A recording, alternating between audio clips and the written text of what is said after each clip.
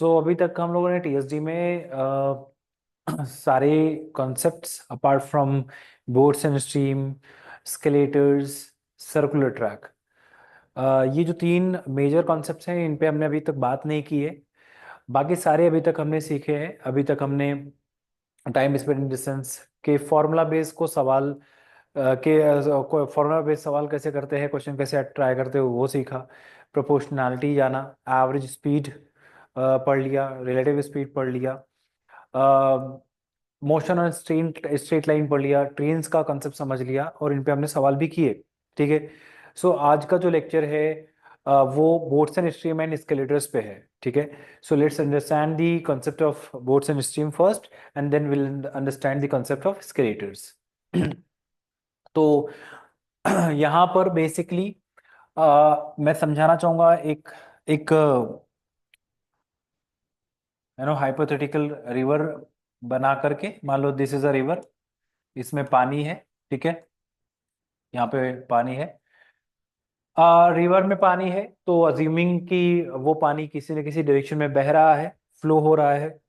सो जिस डायरेक्शन में water flow हो रहा है उस डायरेक्शन में जाने को डाउन स्ट्रीम जाना कहते हैं। Going with the flow will be called down stream. ठीक है ना। And if you're flowing against the stream तो इसको कहते हैं अप स्ट्रीम जाना। अगेंस्ट द स्ट्रीम जाना मतलब अप स्ट्रीम जाना हो गया। ठीक है ना।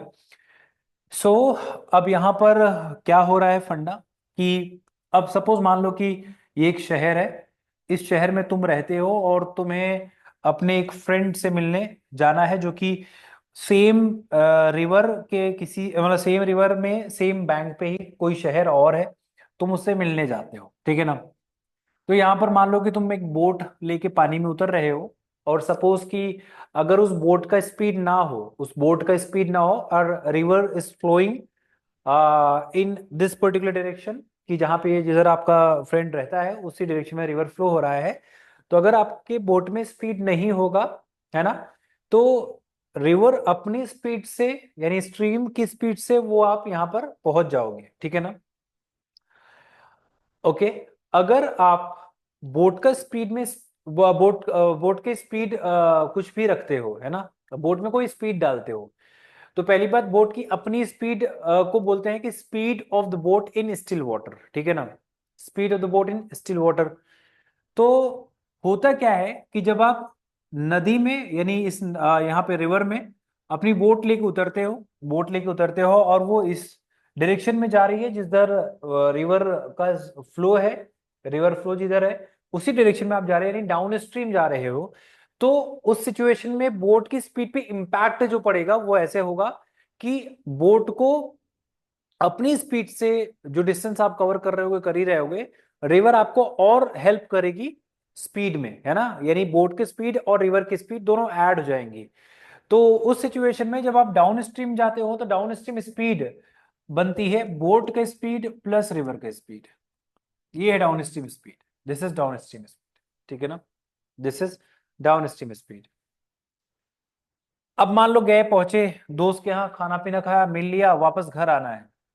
तो अब सेम रिवर है, और अगर सेम रिवर है तो अब आपको क्या करना होगा, अगेंस्ट द स्ट्रीम जाना होगा, जिसको कहेंगे अप स्ट्रीम मूवमेंट करना। अप स्ट्रीम मूवमेंट करने के लिए आपकी स्पीड यानी बोट की स्पीड रिवर की स्पीड से ज्यादा होगी, तभी जाके आप अपने घर की तरफ, अपने सिटी की तरफ अप्रोच कर पाओगे।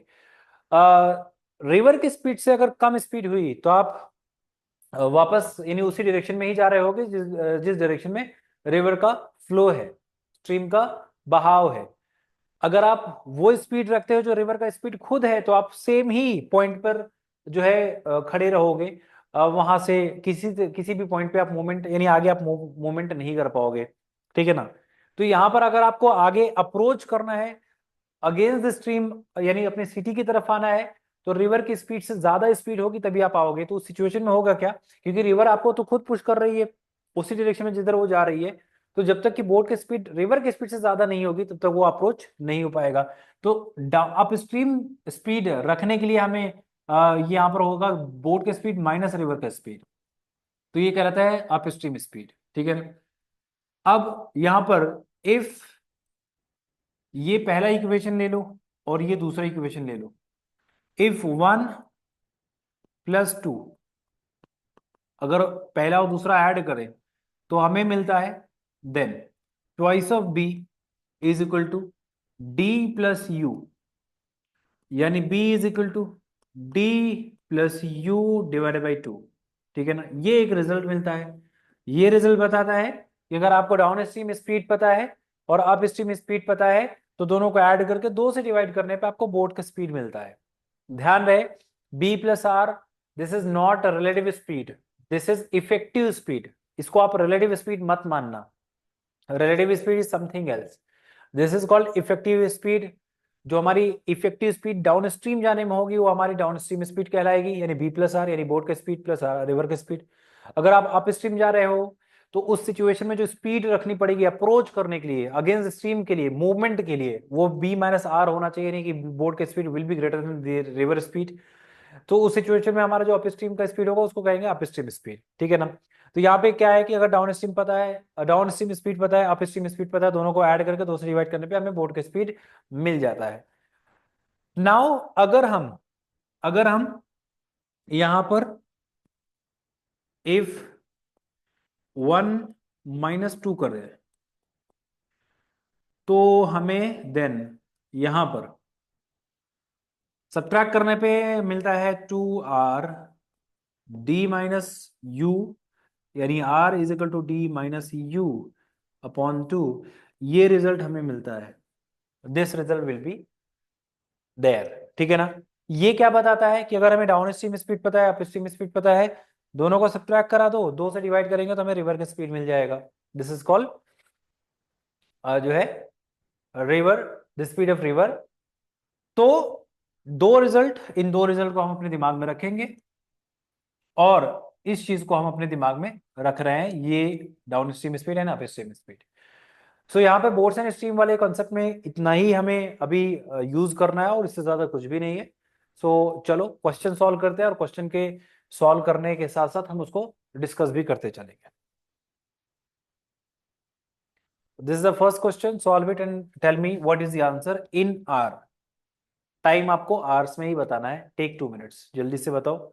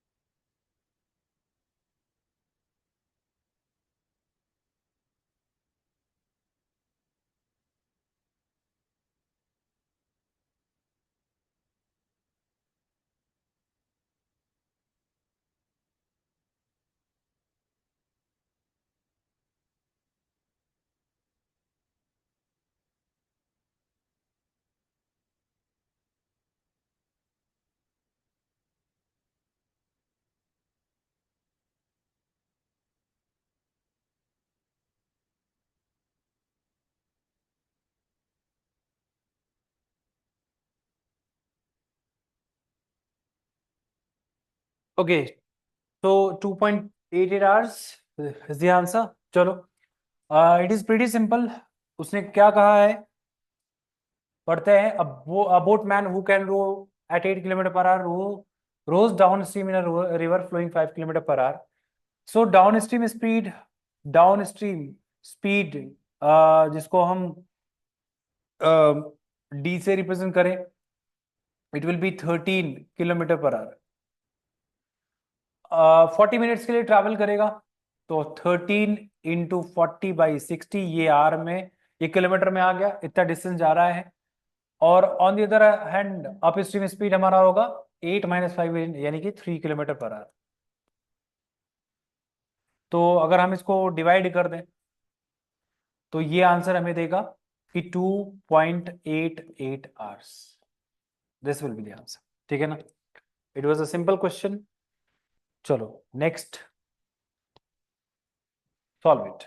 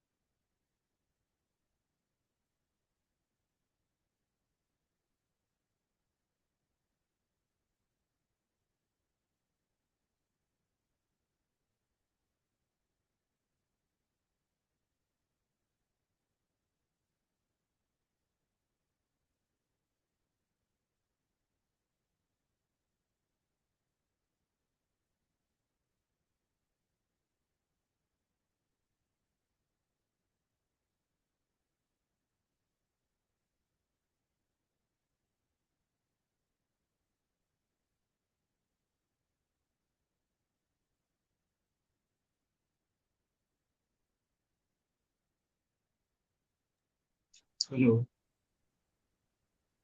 सर, ये जो ये लाइन लिखी है which is the third more than the time it takes on his way, इसका मतलब क्या है sir? Which line, Arslan? I'm not able to sir understand whatever you are sir saying. Sir, आवाज आ रही है मेरी? Hello. Could you please text me in the chat box? Okay sir.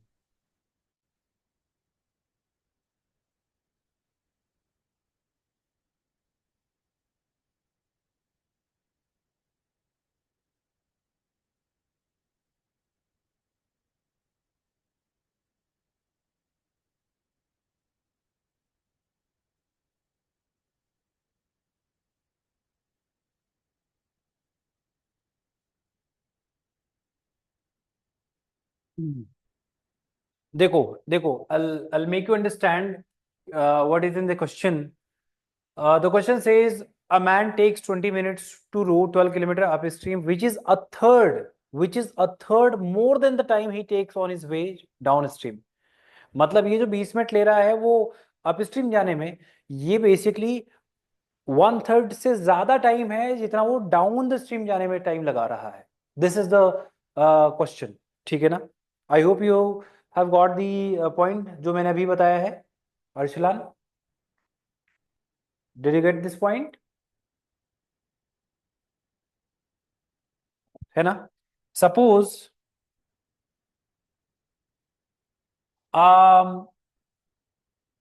यहां पर टाइम, अपस्ट्रीम टाइम क्या है?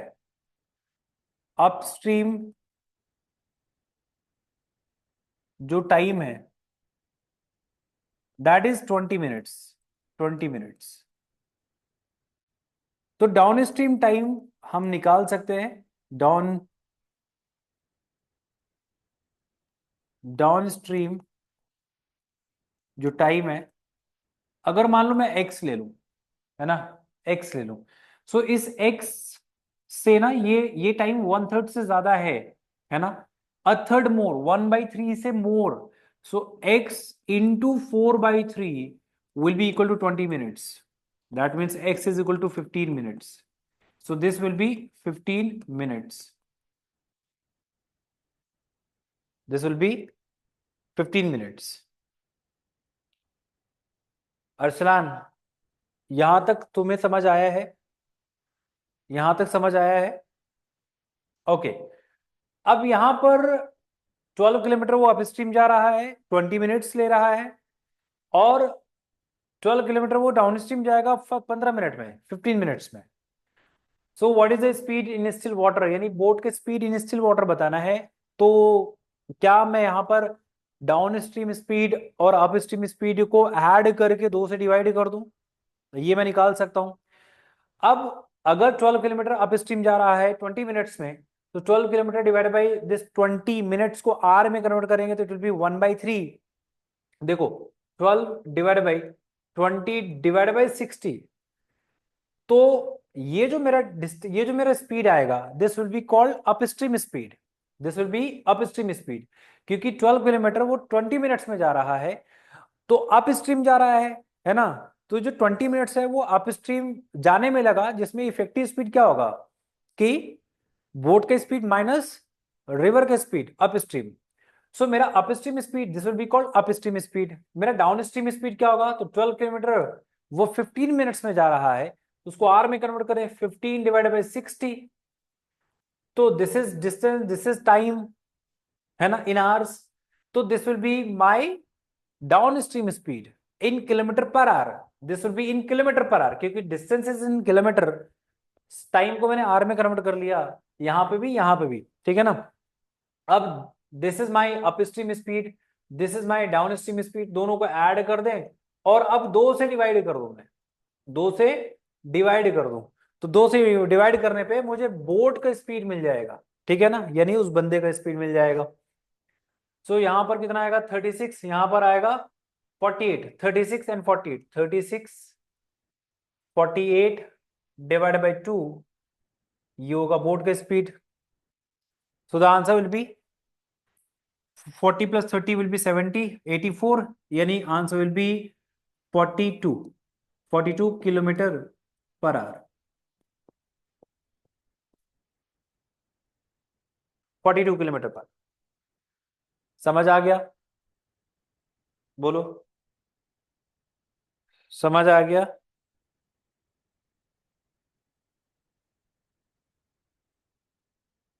चलो आगे, next, solve it.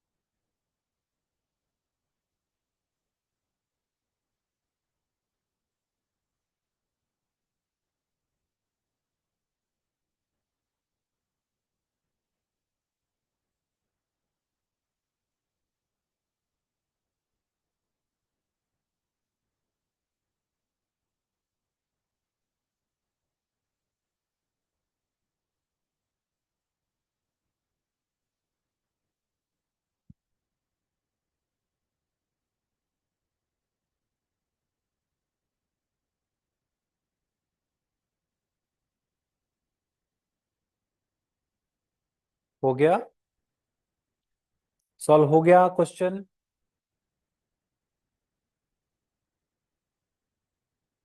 Okay, please stop doing, let's understand what the question is saying.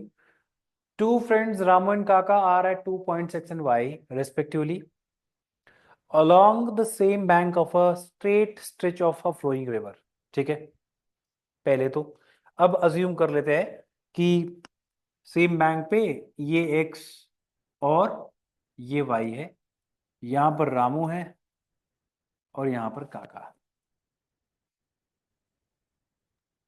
ये ठीक है।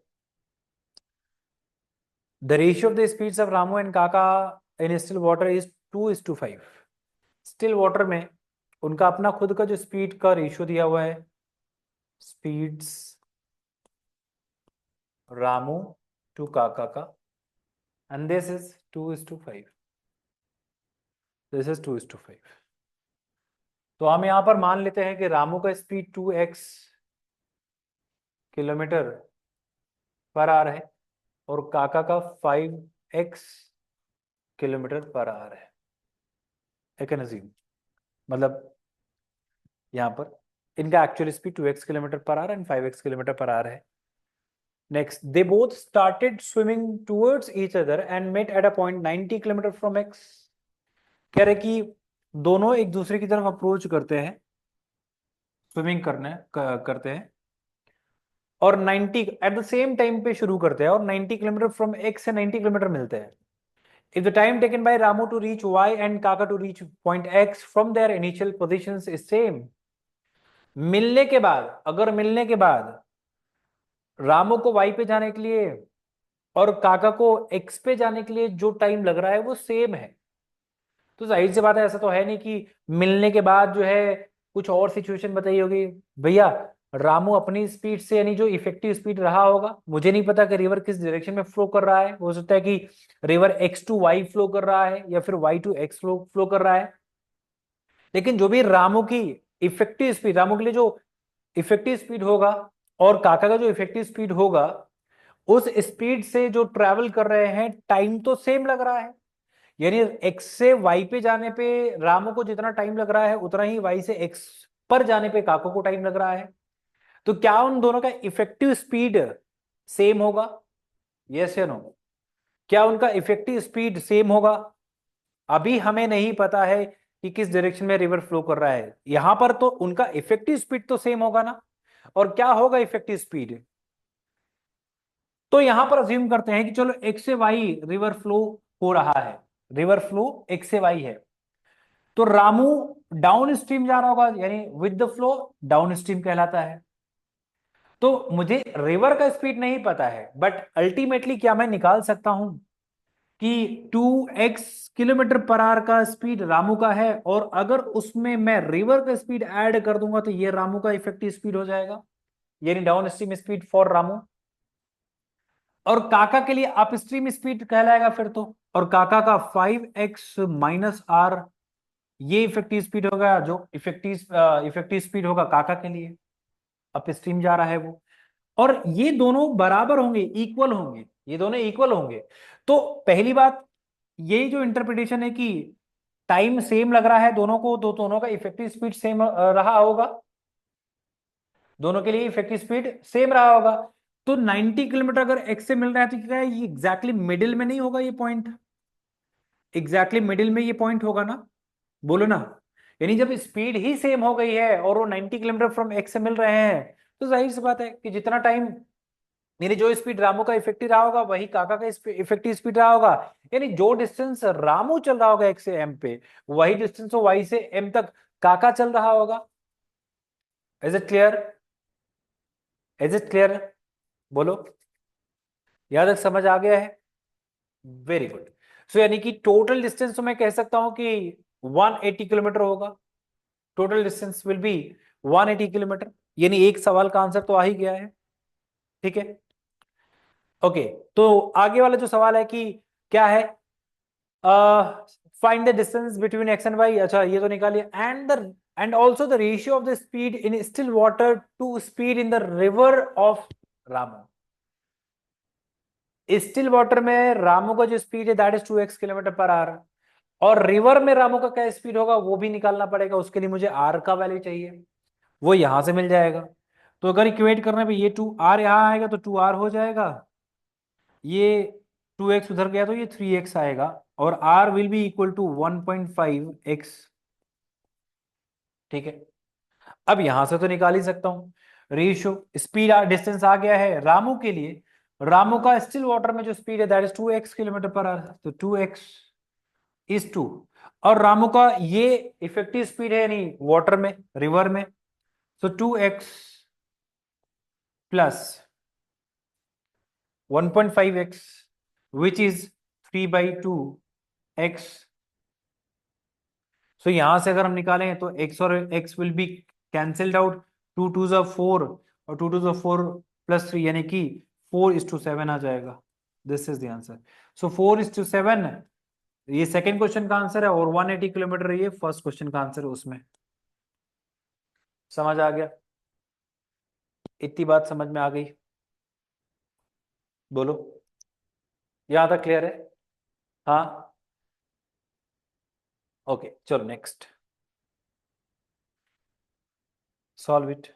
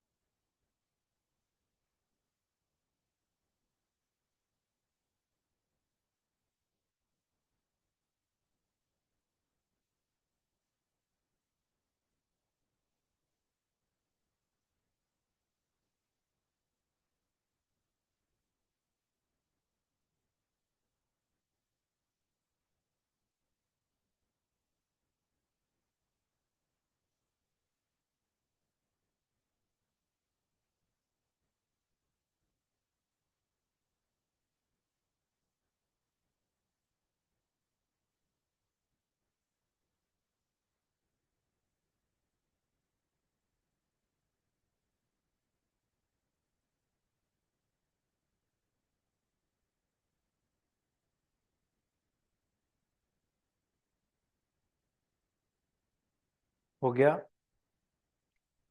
डन, आंसर आया?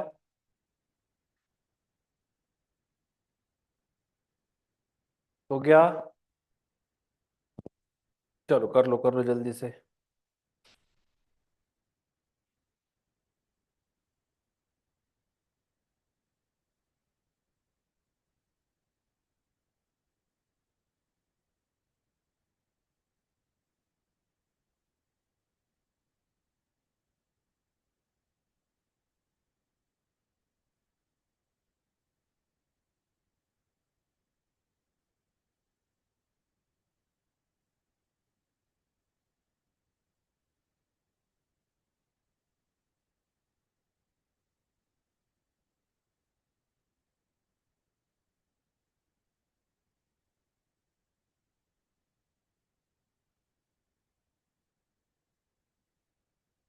6 hours।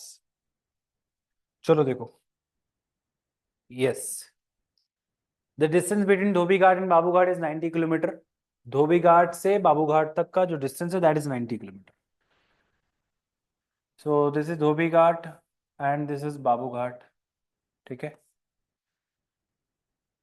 A boat while going downstream takes 3 hours. Takes 3 hours. Okay. यानी एक बोट है अगर डाउनस्ट्रीम जाती है तो 3 घंटे लगता है। तो धोबी घाट से बाबू घाट का डिस्टेंस जो है 90 किलोमीटर दिया हुआ है। तो अगर हम 90 को 3 से डिवाइड कर दो तो आएगा 30, यानी इफेक्टिव स्पीड यानी downstream speed will B 30 kilometre per our. ठीक। ओके। यानी कि B+R मेरा निकलेगा 90/3। ठीक है, 90/3 विच इज 30, है ना, विच इज B+R 30 आ गया। ठीक है। Priya passenger in a boat dropped head when she was at Dhobi Ghat. जब वो धोबी घाट पे थी उसका हेड ड्रॉप हो गया। After reaching Babu Ghat she realized that the hat was dropped and she immediately took the boat and started going upstream। यानी कि धोबी घाट से बाबू घाट की तरफ वो डाउन स्ट्रीम था। अच्छा, जो मैंने पहले कैलकुलेशन के लिए वो सही कैलकुलेशन था, है ना। ओके। और वो अप स्ट्रीम अब आ रही है तो 3 घंटे तो लगा होगा उसको पहुंचने में, यहां से 3 आवर्स। 3 आवर्स लगा होगा पहुंचने में। यहां पर 3 घंटे में पहुंच गई है। अब उसको बाबू घाट पे रियलाइज हुआ कि उसका हेड छूट गया है। धोबी घाट पर हेड छूटा है, पानी में छूटा है, और रिवर अपनी स्पीड से उसको जो है वो आगे लेके जा रही होगी। और जब वो धोबी घाट पे थी, इसका मतलब 3 घंटे उसको लगा है धोबी घाट से बाबू घाट पे पहुंचने में, तो हेड भी तो 3 घंटे ट्रैवल किया होगा। गुड। यानी रिवर की स्पीड से 3 घंटे हेड भी ट्रैवल कर रही होगी, किया होगा। ठीक है। ओके।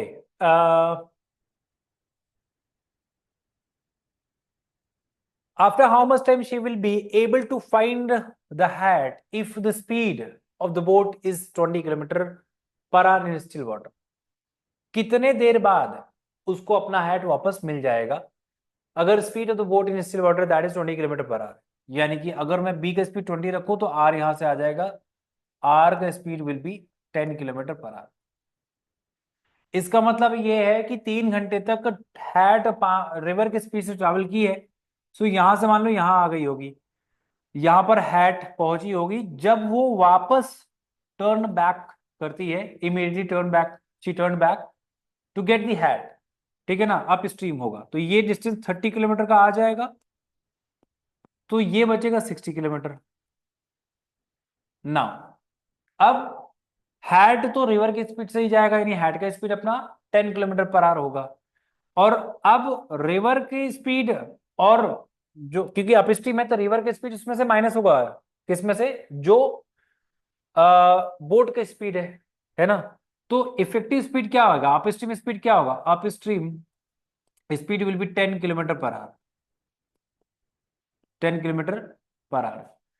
तो ये जो 60 किलोमीटर का डिस्टेंस है, अब ये ऑपोजिट डायरेक्शन से आ रहे हैं, ऑपोजिट डायरेक्शन से आएंगे, तो यानी कि मीटिंग टाइम निकालना है हैट का और जो है उस बोट का, जब वो प्रिया वापस आ रही है।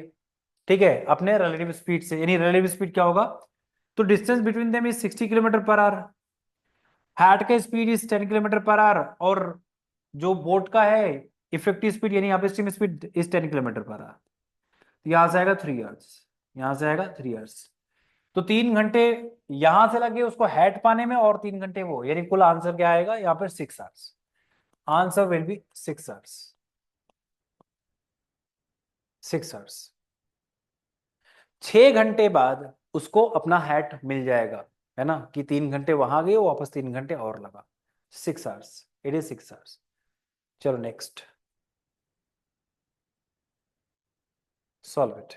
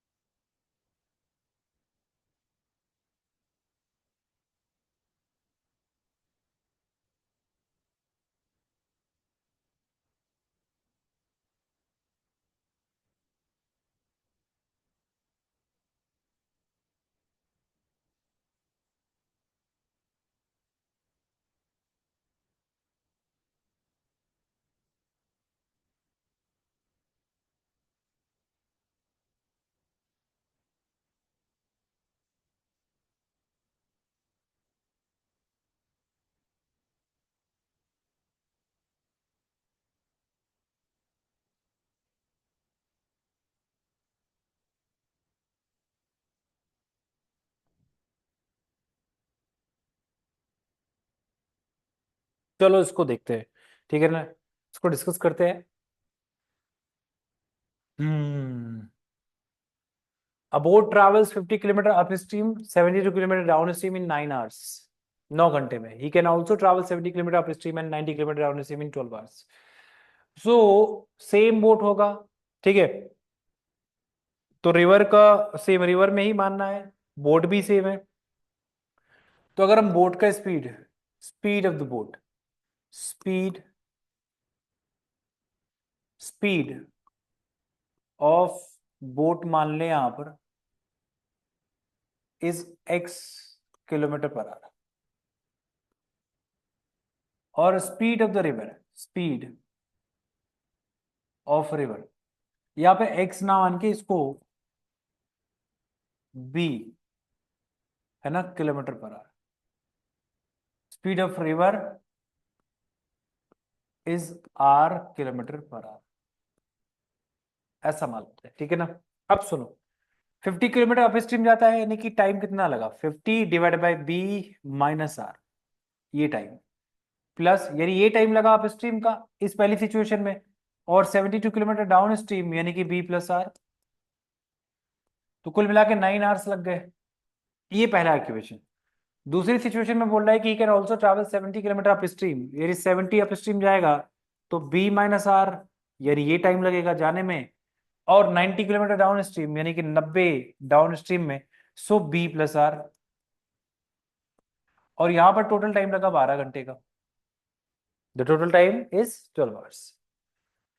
एक काम कर लिया जाए, आपको भी दिख रहा होगा, तो चलो 1/b - r को x ले लो, और 1/b+r को y ले लो, सिंपल साधारण बनाने के लिए। तो हम यहाँ पे 50x और प्लस का 72y = 9 ले ले, और यहां पर 70x प्लस 90y = 12 ले ले, ठीक है ना। ऐसा कर ले, x को एलिमिनेट कर देते हैं। x को एलिमिनेट करने के लिए 7 से ऊपर मल्टीप्लाई करते हैं, 7×5 = 35 यानी 350 x, 7×7 = 49 यानी 490, 7×2 = 14 यानी 504 और ये 63 हो जाएगा। और 5 से नीचे मल्टीप्लाई करते तो 5×7 = 35 यानी कि 350 x, 5×9 = 45 यानी कि 450 और ये आएगा 60। सब्ट्रैक्ट करते हैं तो ये कटेगा, यहां से कितना आएगा, 54 ये आएगा 3, ठीक है ना। 504 यानी 450, 54, और ये तो y = 3/54, सो ये आएगा 1/18, 1/18 आ जाएगा। y = 1/18, y = 1/18। अगर y = 1/18 आया है तो रखते हैं x को कैलकुलेट करने के लिए, है ना, तो कैलकुलेट करते हैं, रखते हैं यहां पर ही रख लेते हैं, y को 18×4 = 72, है ना, 18×4 = 72, तो यहां से मेरे को मिलेगा 18×4 = 72, 4 उधर जाएगा 5 यानी 50x = 5, दैट मीन्स x आएगा 1/10, x = 1/10, और यहां पर ये दो चीजें हमें मिल गई है। अब इससे थोड़ा कैलकुलेशन आसान हो जाएगा। सो b - r will be equal to 10, so b - r will be equal to 10 और b+r will be equal to 18, तो b+r = 18 निकलेगा, और b - r = यहाँ पर 10 निकलेगा। दोनों को ऐड कर देंगे तो 2 b = 28 आएगा, यानी b आएगा 14, यहाँ पर देख लो, दिस इज द आंसर। समझ आया है, सॉल्यूशन समझ में आया है, बोलो जल्दी से। चलो नेक्स्ट क्वेश्चन पे जाते हैं, सॉल्व इट।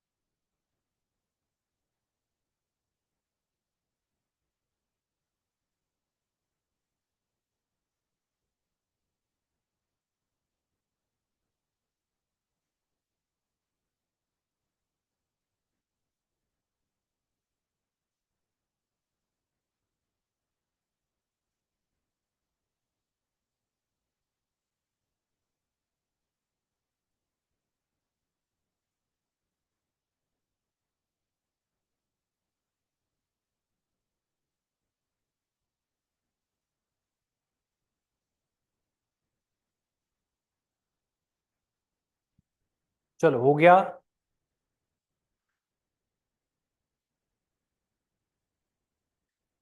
क्वेश्चन का आंसर आ गया।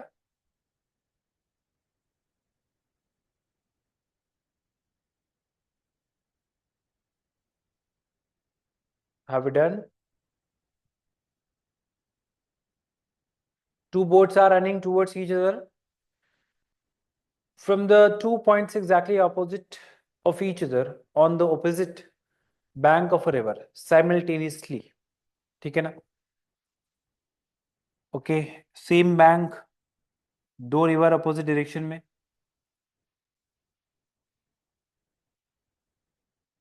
तो मान लो तो ये एक्स है, ये वाई है, द टू रिवर्स। एक बोट B1 ले लेते हैं, एक boat B2, B1 and B2 simultaneously एक दूसरे की तरफ अप्रोच करते हैं, ये सेम बैंक पे ही है। They meet at a distance of 51 meter from one of the banks and continues sailing further till they reach the opposite banks. ठीक है, तो मान लेते हैं कि यहां पर मिलता है। चलो ये मान लेते, दिस इज M1 और ये 51 मीटर है फ्रॉम दिस बैंक, यानी x से 51 मीटर है, ये मान लेते हैं। ठीक है, ये मान लेते हैं। उसने बोला है कि किसी बैंक से, तो मैंने यही मान लिया कि चलो यहां पे मिल रहा है। They take rest for 2 hours each and start off the return journey taking the same route। मतलब B1 Y पे पहुंच जाता है और B2 X पे पहुंच के, यानी अपने अपने डेस्टिनेशन पे जब वो पहुंचते हैं, रेस्ट करते हैं। अब मान लो कि ये B2 पहले X पे पहुंच जाता है और रेस्ट करता है 2 घंटे, और फिर 2 घंटे रेस्ट करने के बाद चलता होगा, और उसी तरह से B1 भी यहाँ पे Y पे पहुंचने के बाद रेस्ट करता है, फिर वो चलता होगा। फिर क्या कह रहे हैं? Now they meet at a distance of 24 metre from the other bank. अब जहां पे मिल रहे हैं वो दूसरे बैंक से, वो जो मीटिंग है वो 24 मीटर्स की है, 24 मीटर्स की है यहां पर। ठीक है, from the bank find the distance between the two banks. Distance यानी एक्स और वाई के बीच में अपने को डिस्टेंस बताना है। Assume that the river water is still, यानी पानी ठहरा हुआ है, कोई स्पीड नहीं है। तो ये तो बहुत आसान सवाल हो गया, यहां पर जब स्पीड ही नहीं है रिवर में, तो यानी बोट अपनी स्पीड से सेल कर रहा होगा। अब एक बात जरा सोचो अच्छे से, कि जब B1 और B2 साइमल्टेनियसली चले होंगे, तो M1 पे मीट करने के लिए उनको टाइम कांस्टेंट लगा होगा, कांस्टेंट टाइम यानी सेम टाइम पे M1 पर पहुंचे होंगे। यस या नो? यस या नो? बोलो यस। तो क्या हम टाइम कांस्टेंट मान करके speed of B1 to speed of B2, यानी उनके इनका स्पीड का रेशियो निकाल सकते हैं? डेफिनेटली निकाल सकते हैं, लेकिन यहां पे हमें डिस्टेंस D मीटर का टोटल मानना पड़ेगा पहले तो। D मीटर का, ये पूरा D मीटर का डिस्टेंस। तो पहली मीटिंग के लिए B1 चलेगा 51 मीटर और B2 चलेगा D minus 51 metre. Second situation, अब मुझे बस कमेंट सेक्शन में जवाब दो, आप लोग जवाब दो कि सेकेंड मीटिंग के लिए क्या दोनों सेम टाइम पे ही मिल रहे होंगे, यानी टाइम कांस्टेंट होगा सेकेंड मीटिंग का भी? सोच के बताओ, जल्दी से बताओ।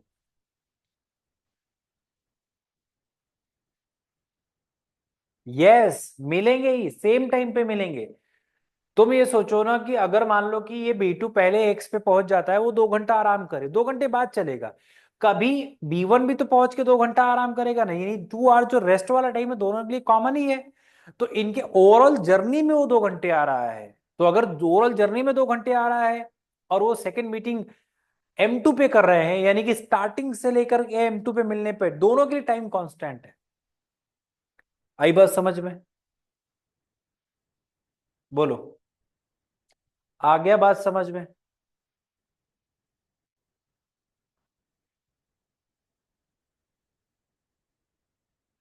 उससे नहीं मतलब है। मैं कहता हूं कि अगर B2 पहले एक्स पे पहुंच जाए, 2 घंटा आराम कर रहा हो, अब 2 घंटे ये आराम करा, तब तक B1 तो चल ही रहा होगा मान लो, और हो सकता है कि उसी सेम टाइम पे जब वो आराम भी कर रहा होगा तो B2 पहुंच जा रहा है। अब B1 पहुंच जा रहा है एक्स वाई पे, तो B1 आराम करने लगेगा, तो वो फिर चलना शुरू करेगा अपना टाइम कंप्लीट करने के बाद रेस्ट वाला। तो B1 जो वाई पे बैठा है वो भी 2 आवर्स आराम करके फिर अपने टाइम पे चलेगा। तो चलने के बाद भाई ये भी चला, फिर ये भी चल रहा है, चल के तभी ना यहाँ पे आके मिलेंगे। तो स्टार्टिंग से सोचो ना कि जब दोनों स्टार्ट करते हैं तो M2 पे मिलने के लिए ओवरऑल टाइम क्या है, कांस्टेंट है या नहीं है? सोचो, सोचो सोचो। यस, टाइम तो कांस्टेंट ही लगा ना स्टार्टिंग से, when they started simultaneously towards each other and they met for the second time 24 metre from the other bank, यानी मान लो वाई से। तो ये जो डिस्टेंस B1 चल रहा है, B1 कितना चलेगा M2 पे मिलने के बाद, ये पूरा D जाएगा और ये 24 मीटर आएगा, और उतना ही टाइम लगेगा B2 को X पे जाके वापस यहां तक आने में, सेम टाइम लगेगा। तो क्योंकि वो जो 2 आवर्स का रेस्टिंग वाला टाइम था, रेस्ट करने वाला, वो दोनों के लिए कॉमन था, मतलब दोनों को सेम सेम टाइम दिया गया था। किसी ये नहीं बोला गया था कि एक बंदा 2 घंटे आराम कर रहा है, एक बंदा एक बंदा 1 घंटे आराम कर रहा है, नहीं, उनको दोनों को सेम टाइम दिया गया आराम करने के लिए। इसलिए ओवरऑल टाइम क्या हो गया, कॉमन हो गया, सेम हो गया दोनों के लिए मिलने के लिए। तो यहां से again speed of B1 to speed of B2 will be equal to, अब क्या होगा, सेकेंड मीटिंग के लिए B1 पूरा D जाएगा और +24 जाएगा, +24 जाएगा, और अब B2 क्या करेगा, B2 भी D गया और D से वापस यहां तक आया, M2 तक आया, और ये M2 वाला डिस्टेंस कितना होगा, तो ये 24 माइनस कर दो D में से, तो कितना होगा D-24। तो टोटल ऐड करो डिस्टेंस D प्लस D-24, यानी 2D minus, sorry 2D-24, 2D-24। यहां तक ठीक है। अब दोनों को इक्वेट कर देते हैं, अब दोनों को इक्वेट करके देखते क्या मिलता है। सो क्रॉस मल्टीप्लाई करते हैं, दिस इंटू दिस, तो 51 इंटू 2 यानी कि 102D माइनस का 24 इंटू 51, 24 5 जा 100, 120, फिर डबल जीरो 1200, 24 1 जा 24, तो 1224 इक्वल टू, नाउ ये और ये मल्टीप्लाई करेंगे तो D स्क्वायर आएगा, फिर 24D आएगा, और फिर माइनस का जो है यहाँ पर D आएगा, माइनस का 51D, और फिर माइनस का अगेन 1224 आएगा।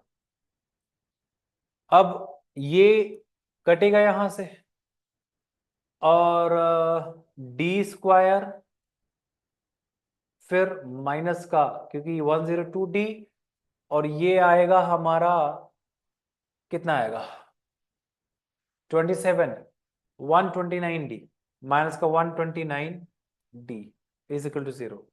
सो D into D minus 129 is equal to 0।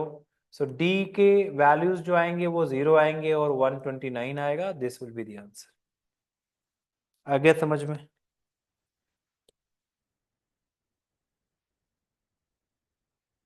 बोले याद है, ठीक है, ओके चलो। सो आई होप यहां पर बोर्ड्स एंड स्ट्रीम का सारा फंडा क्लियर हो गया होगा, बोर्ड्स एंड स्ट्रीम का सारा फंडा क्लियर हो गया। अब चलते हैं स्केलेटर्स पे। स्केलेटर्स का जो कॉन्सेप्ट है ये बिल्कुल बोर्ड्स एंड स्ट्रीम जैसा ही है, ठीक है ना। जब भी हम स्केलेटर्स के सवाल करेंगे तो डिस्टेंस स्टेप्स में होंगे, और जो स्पीड होगा वो स्टेप्स पर सेकेंड में होंगे। स्केलेटर सबको पता होगा कि क्या है ना, हमने अक्सर मॉल्स वगैरह में देखे हैं। स्केलेटर्स में ऐसे स्टेप्स होंगे जो चलते रहते हैं अपनी स्पीड, ये एक कांस्टेंट स्पीड से ये मूव करते रहते हैं, ये ऐसे मूव करते रहते हैं, ये ऐसे मूव करते रहते हैं, ठीक है ना। ओके, अब एक तरफ हमें मिलता है एक अपवर्ड मूविंग एस्केलेटर होता है ना, एक अपवर्ड मूविंग एस्केलेटर होता है, या फिर एक डाउनवर्ड मूविंग एस्केलेटर होगा। अपवर्ड मूविंग एस्केलेटर मतलब कि ऐसा एस्केलेटर जो ऊपर की तरफ जा रहा है, और डाउनवर्ड मूविंग एस्केलेटर मतलब ऊपर से नीचे की तरफ अप्रोच करता है। ठीक है। अब यहां पर भी सेम कहानी की, मान लो कोई बंदा है, वो बंदा यहाँ पे जाके अगर सिर्फ खड़ा हो जाए इस एस्केलेटर पे, और if escalator is moving upward, तो बंदा एस्केलेटर की स्पीड से वो ऊपर पहुंच जाएगा। तो यहां पर अगर बंदा यानी मैन अपना स्पीड भी लगा दे, तो इफेक्ट जो स्पीड में आएगा वो स्केलेटर के स्पीड, मैन को स्पीड, दोनों ऐड हो जाएंगे, है ना। यानी मैन अपनी स्पीड से तो स्टेप्स रख ही रहा होगा, साथ ही साथ उसको सेम टाइम में स्केलेटर भी वो स्टेप्स कवर करा रहा होगा अपनी स्पीड से। तो इफेक्ट यहां पर कैसे आ रहा है कि अगर आप उसी डायरेक्शन में आप स्केलेटर पे जा रहे हैं जिस डायरेक्शन में skeletal is moving, upward moving escalator है और आप अपवर्ड ही जा रहे हैं, तो आपकी स्पीड और स्केलेटर की स्पीड ऐड होगी और ये बनती है इफेक्टिव स्पीड, है ना।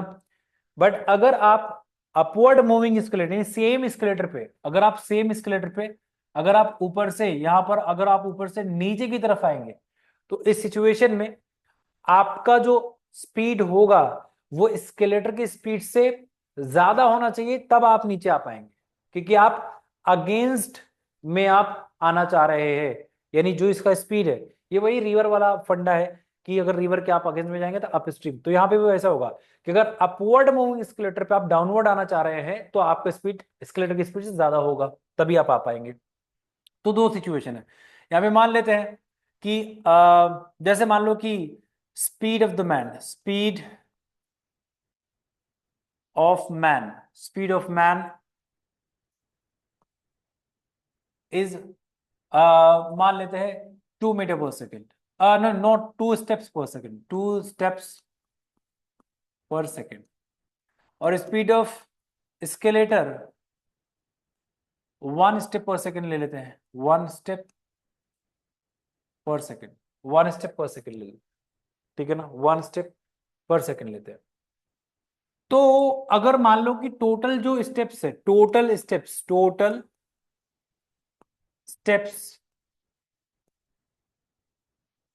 टोटल स्टेप्स ऑफ स्केलेटर, है ना, स्केलेटर, अगर यहां पर मान लो 9 स्टेप्स है, 9 स्टेप्स है, तो मूविंग अगर बंदा ऊपर जा रहा है मूविंग अपवर्ड, 9 स्टेप्स आ रहे हैं, तो कितना टाइम लगेगा? तो 9 इज द डिस्टेंस, और इफेक्टिव स्पीड विल बी 2 + 1 यानी 3, यानी 3 सेकेंड लगेंगे, 3 सेकेंड में, है ना, है ना। तो हुआ क्या कि अगर अपवर्ड यहां पर ले लेते हैं, अपवर्ड मूविंग स्केलेटर है, अपवर्ड मूविंग स्केलेटर है, अपवर्ड मूविंग स्केलेटर है, तो, है ना, अपवर्ड मूविंग स्केलेटर है, if going upward, if going upward, है ना, इफ गोइंग अपवर्ड, देन क्या होगा, मैन का स्पीड प्लस स्केलेटर का स्पीड हो जाएगा, है ना। या फिर सेकंड, अपवर्ड मूविंग स्केलेटर ही है, if going downward, if going downward, तो यहां पर इफेक्टिव स्पीड क्या बनेगा उस सिचुएशन में कि मान लो 9 स्टेप्स ही हैं, ठीक है ना। तो आप जब 1 सेकंड में 2 स्टेप रखोगे ना, तो उसी 1 सेकंड में ना आपको स्केलेटर पीछे कर देगा। तो ओवरऑल कितना स्टेप चला, आप 1 स्टेप चले, तो इफेक्टिव स्पीड बनेगा 1 का। तो उस सिचुएशन में नीचे आने के लिए आपको क्या करना पड़ेगा, मतलब कितना टाइम लगेगा, 9 सेकंड लग जाएगा। समझ में आई बात, 9 सेकंड। तो इफ गोइंग डाउनवर्ड, तो मैन का स्पीड माइनस स्केलेटर का स्पीड हो, ऐसा, ठीक है ना। और वाइसे वर्सा, अगर डाउनवर्ड मूविंग स्केलेटर है, अगर डाउनवर्ड मूविंग स्केलेटर है, and if your coming down from up, ऊपर से आप नीचे की तरफ आ रहे हैं, तो उस सिचुएशन में मैन का स्पीड प्लस स्केलेटर का स्पीड होगा। अगर डाउनवर्ड स्केलेटर है and you are going up in that particular escalator, so वहां पे मैन का स्पीड माइनस स्केलेटर का होगा, यानी इसका वाइस वर्सा भी ट्रू होगा। तो अगर हम एक सिचुएशन समझ ले रहे हैं तो हमें दूसरी सिचुएशन भी अच्छे से क्लियर हो जाएगी। तो क्या ये फंडा समझ में आ गया है? पहले तो ये वाला बेसिक फंडा कि स्केलेटर में डिस्टेंस स्टेप्स में होते हैं, और यहाँ पर इस सिचुएशन में स्टेप्स पर सेकंड में ही स्पीड हमें दिया जाएगा। इतना बात समझ में आ गया? बोलो, ये बात क्लियर है? ओके। अब चलो सवाल पे, पहले सवाल को करते हैं, क्वेश्चन करते हैं, फिर हम जो है आगे बढ़ेंगे। पहले तो एक सवाल, एक क्वेश्चन का आंसर करो। This, solve this question, take 3 minutes. हालांकि 3 मिनट से कम ही टाइम लगेगा, बट टेक 3 मिनट्स।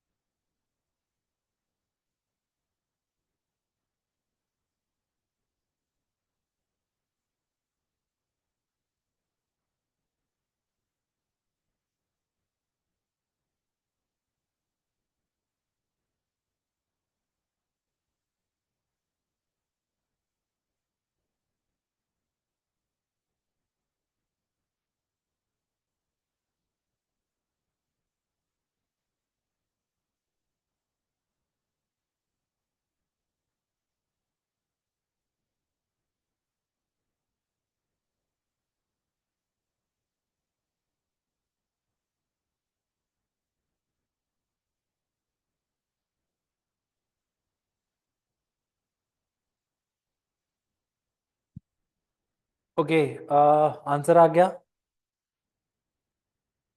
आंसर आ गया? चलो समझो, समझते हैं। A man can go up an upward moving escalator in 30 seconds. Upward moving escalator है, ऊपर ही जा रहा है, 30 सेकंड लगेगा, यानी इफेक्टिव स्पीड से लगेगा।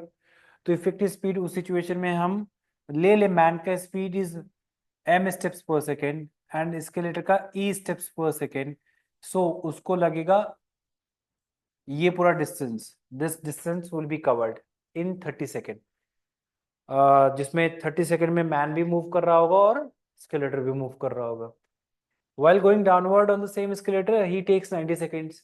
लेकिन जब वही सेम escalator है, अपवर्ड मूविंग escalator है, और वो ऊपर से नीचे की तरफ आ रहा है, उसको 90 सेकंड लग रहा है, तो ऊपर से नीचे आने में effective speed will be m minus E, और यहाँ पर वो 90 सेकंड लगा रहा है, और ये पूरा स्टेप्स कवर हो रहा है 90 सेकंड में, जो वो डाउन स्ट्रीम आ रहा है अपवर्ड मूविंग escalator में। यहां से m plus E divided by m minus E, 90 divided by 30, यानी कि 3 डिवाइडेड बाई 1। अब अगर हम यहां से रेशियो निकाले m और e में, तो कॉम्पोनेंट डिविडेंडो मैंने पहले बताया है, इस पे डिस्कशन हुआ कि 3 + 1 4 हो जाएगा और 3 - 1 2 हो जाएगा, यानी कि 2 डिवाइडेड बाई 1। ठीक है, now m is equal to twice of e। यहां आ गया, यहां से एक रिलेशन मिल गया है कि जो मैन का स्पीड है that will be twice of skeletal. ठीक है, the speed of the man will be twice of the speed of the skeletal. Okay, first question, find the time if skeletal is not moving. That means man is moving, skeletal move नहीं कर रहा है, यानी man move कर रहा है, उस situation में कितना टाइम लगेगा। तो मैन का स्पीड ई के टर्म में पता है, ट्वाइस ऑफ ई है, तो चलो डिस्टेंस को हम ई के टर्म में ले लें, ये पूरा डिस्टेंस यानी स्टेप्स है, टोटल स्टेप्स। सो अगर मैं m का 2e रखूंगा तो 2e प्लस ई 30, तो मेरा आएगा यहां पर 90 ई। ठीक है ना, सो 90 ई स्टेप्स है टोटल स्केलेटर्स के, और मैन ये पूरा 90 ई स्टेप्स कवर करेगा, तो मैन का स्पीड इज 2e पर सेकेंड। ठीक है ना, सो 90 ई डिवाइड बाई 2e, यहां पर मुझे मिलेगा 45 सेकेंड। 45 सेकेंड। अब एक बात, यहां पर मैन का और स्केलेटर का स्पीड का रेशियो दिया हुआ है, मैन का speed is twice of skeletal का स्पीड। ठीक है, तो डिस्टेंस तो सेम ट्रैवल कर रहा है दोनों, यानी जो डिस्टेंस मैन ट्रैवल कर रहा होगा वही डिस्टेंस स्केलेटर भी कवर कर रहा होगा। तो डिस्टेंस कांस्टेंट है, तो स्पीड्स जो रेशियो आएगा मैन टू स्केलेटर का, वो आएगा 2:1 का। तो टाइम का स्पीड विल बी 1:2 का, और अगर 1 करस्पॉन्ड टू 45 सेकेंड, तो दिस 2 करस्पॉन्ड टू 90 सेकेंड। और ये 90 सेकेंड किसके लिए आंसर है, इसके लिए कि find the time when man is not moving, यानी मैन मूव नहीं कर रहा है, स्केलेटर ही मूव कर रहा है, तो उस सिचुएशन में स्केलेटर को 90 सेकेंड लगेंगे। Is it clear? क्या यहां तक बात समझ में आ गई है? बोलो, क्लियर है? चलो next question, solve it.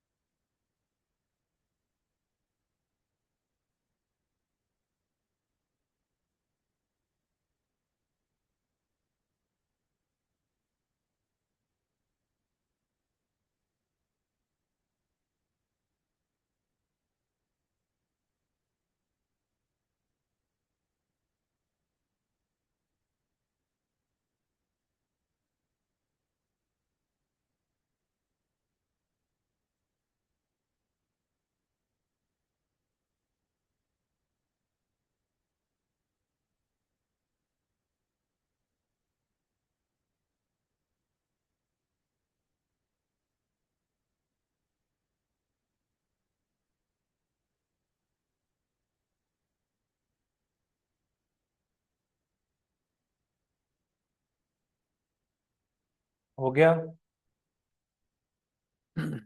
Answer आ गया?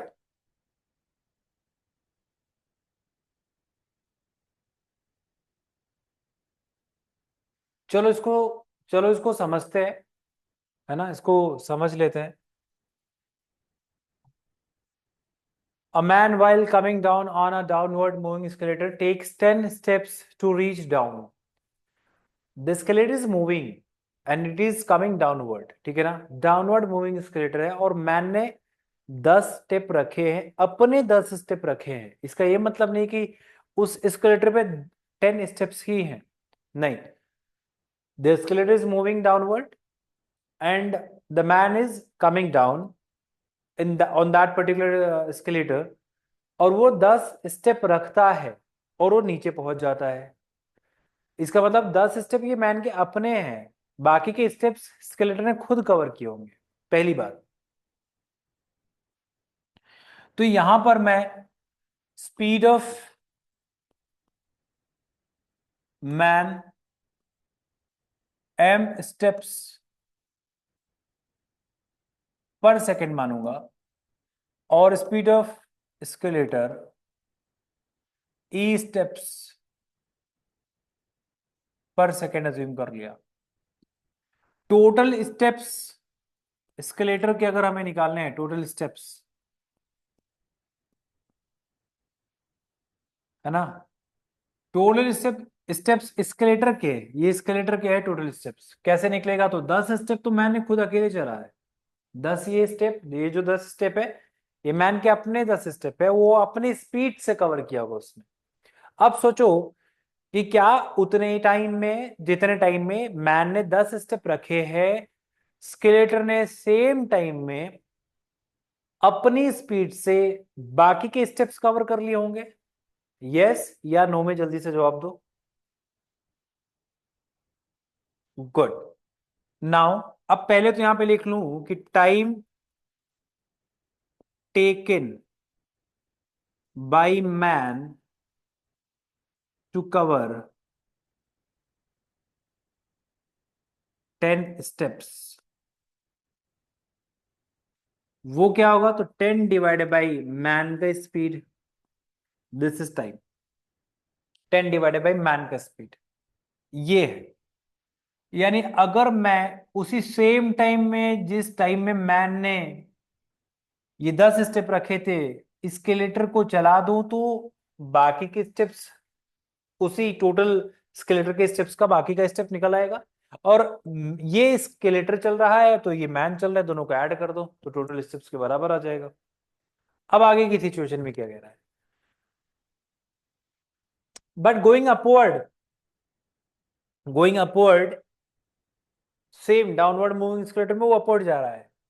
ही takes 25 steps to reach up with 5 times the earlier speed.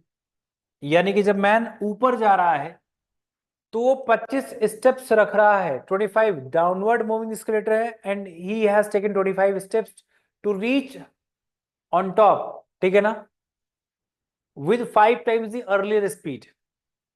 अगर वो 25 स्टेप्स रख के ऊपर पहुंच रहा है डाउनवर्ड मूविंग स्केलेटर में, कंफर्म है कि टोटल नंबर ऑफ स्टेप्स जो मैन ने रखे हैं, है ना, उसमें से मुझे माइनस करना पड़ेगा वो वाले स्टेप जो स्केलेटर ने चले हैं डाउनवर्ड मूविंग। क्लियर है यहां पर? क्योंकि मैन ने तो ज्यादा स्टेप रखे होंगे, जितने स्टेप तो उस पे है भी नहीं क्योंकि वो डाउनवर्ड मूविंग स्केलेटर है ना। तो हमें टोटल मैन के स्टेप्स में से क्या करना पड़ेगा? हमें स्केलेटर का स्टेप माइनस करना पड़ेगा उसी सेम टाइम में जितने टाइम में मैंने 25 स्टेप रखे हैं। ये वही इफेक्टिव स्पीड वाला कंसेप्ट है। तो नेक्स्ट है कि time taken by man to cover 25 steps, ये होगा 25 डिवाइडेड बाई 5 गुना अर्लियर स्पीड का ये टाइम में। तो अगर मैं टोटल स्टेप्स स्केलेटर के निकालना चाह रहा हूं तो 25 स्टेप में से माइनस कर दूं वो वाला स्टेप जो स्केलेटर खुद कवर कर रहा है, उतने ही टाइम में जितने टाइम में मैंने ये 25 स्टेप रखे थे, और स्केलेटर अपनी स्पीड से ही चल रहा होगा। ठीक है ना। नाउ, तो ये जो मैंने यहाँ पर आपको पूरी कहानी समझाकर जो इक्वेशन बनाई है, लिखी है, अब इसको सॉल्व करते हैं। ये दो इक्वेट करते हैं तो 10 उधर जाएगा तो 15 बचेगा, 15। और ये है 5/m, है ना, तो इधर आएगा। तो 10e/m माइनस का 5e/m will be equal to 15। तो 5e/m, अच्छा माइनस है तो ये प्लस हो जाएगा, यस। तो यहाँ पे 15e/m इज इक्वल टू 15। ये 15 से ये कट जाएगा, यानी m is equal to e। यहां से मुझे रिलेशन क्या मिल गया? द रिलेशन इज कि the speed of man is equal to the speed of escalator. Speeds का रेशियो मिल गया। अब मुझे टोटल स्टेप्स निकालने हैं उस स्केलेटर पे, तो रिप्लेस कराते हैं कहीं पे भी, है ना। कि जैसे मान लो यहाँ पे ही रख दे कि हमें टोटल स्टेप्स चाहिए, तो total steps on the skeletal या फिर of the skeletal 10 + 10 divide by m को e से रिप्लेस करा दो या फिर e को m से रिप्लेस करा दो, तो ये कटेगा, तो आएगा 20 स्टेप्स। 20 स्टेप्स जो है आएगा टोटल, इट इज 20 स्टेप्स। समझ आ गया? बोलो, क्लियर है यहां पर? बढ़िया। तो स्केलेटर के हमने दो सवाल करे, और दोनों सवाल ऐसे थे जहां पे आपका टोटल कॉन्सेप्ट क्लियर हो जाए, ठीक है ना। Now the last lecture will be on Sunday, जो कि 9 से 11 रखा गया है, और उसी दिन हमारा वेन डायग्राम का लास्ट लेक्चर भी है। तो पी वाई क्यूज जो कि संडे को शेड्यूल किया गया था ऑन टीएसडी, तो पी वाई क्यूज नहीं हो पाएगा, क्योंकि सर्कुलर ट्रैक वाला जो कंसेप्ट है वो अभी बचा हुआ है। तो हम नेक्स्ट यानी लास्ट लेक्चर जो 6th लेक्चर होगा टीएसडी का, यानी संडे को, उसमें हम कुछ स्केलेटर पे सवाल एक दो और कर सकते हैं, और फिर हम सर्कुलर ट्रैक वाला कंसेप्ट सीखेंगे। और उसी दिन हम वेन डायग्राम का भी लास्ट लेक्चर कर रहे होंगे। सो आज के लिए इतना ही, और मिलते हैं नेक्स्ट लेक्चर में। कल आपका वेन डायग्राम पे थर्ड लेक्चर है, सो कल भी मिलेंगे, बट संडे को हमारा एक फाइनल लेक्चर होगा टीएसडी का, जो कॉन्सेप्ट वाला, और वेन डायग्राम का लास्ट लेक्चर। ठीक है, थैंक यू सो मच।